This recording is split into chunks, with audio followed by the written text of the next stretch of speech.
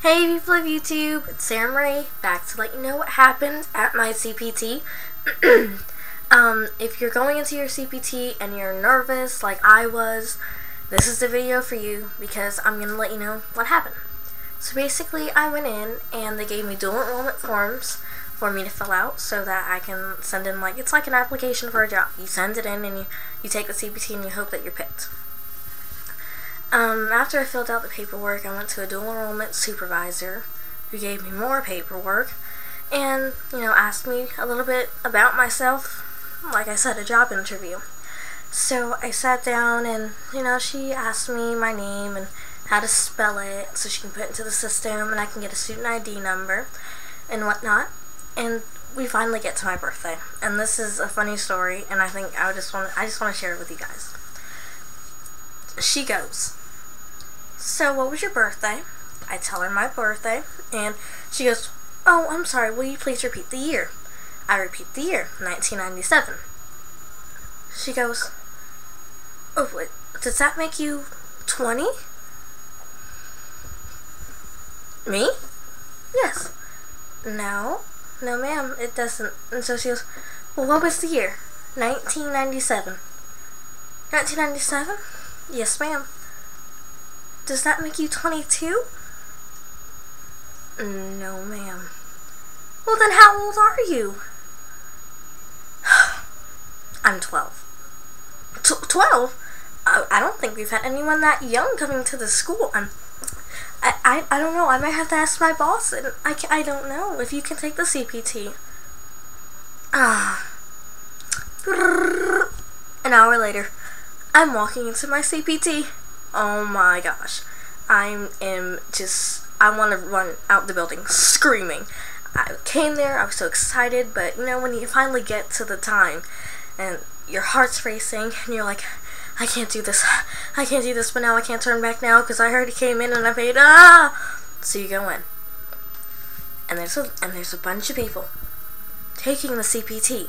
And they're at a bunch of different desks, and some people are writing stuff down, some people are just shaking their head, slumping in their chair. One lady looked like she was going to cry, and I felt so bad. And let me tell you, folks, this did not make me feel any better. I'm like, if all of these 20-year-olds can't take it, how am I supposed to take it? But then I went, no, Sarah, you can do this. So the lady sets me up at a computer, and I look at a tutorial about CPT. It explains everything that I needed to know, how to answer the questions, what the questions are going to be, what are the subjects that I'm going to be taking, and it's basically reading and sentence skills and math. It's just 3 basic things that you need to know, the basic fundamentals. So then she moves me to a different computer, and I sit down and I have to answer all these personal questions like, what high school do you go to? I click don't go to high school. What classes are you taking in high school? I click none. And then it goes, well, how high was your father's education?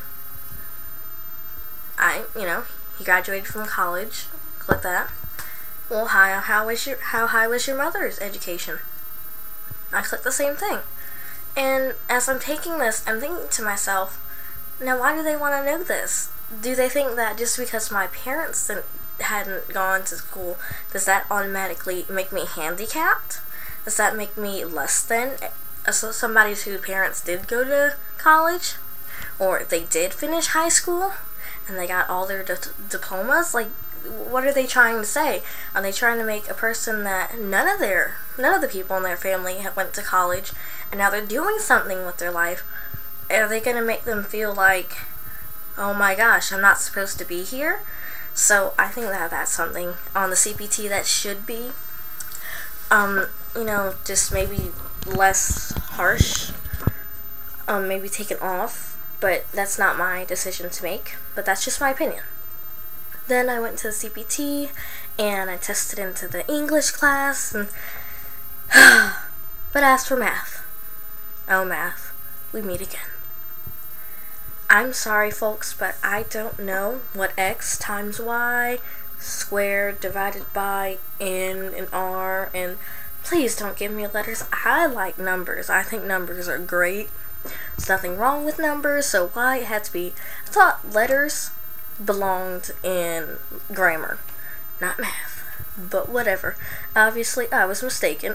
But I'm going to an interview tomorrow to make sure that I'm mature enough to participate in the schooling, and I guess the whole point of me doing this, I'm hoping that I'll be able to expand their horizons, and so that they can see that no matter how old you are, you can go to college if you want to. It doesn't matter. You can say, well, I don't know if I want to go to college. You can go to college. Trust me. You can finish high school. You can do whatever you want with your life.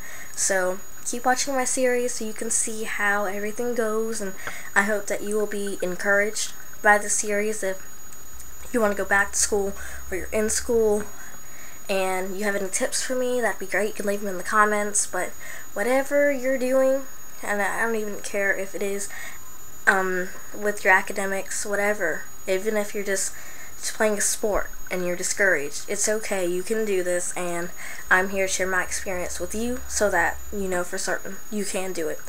Alright, well, that's all I have to say to you, so I guess ciao for now.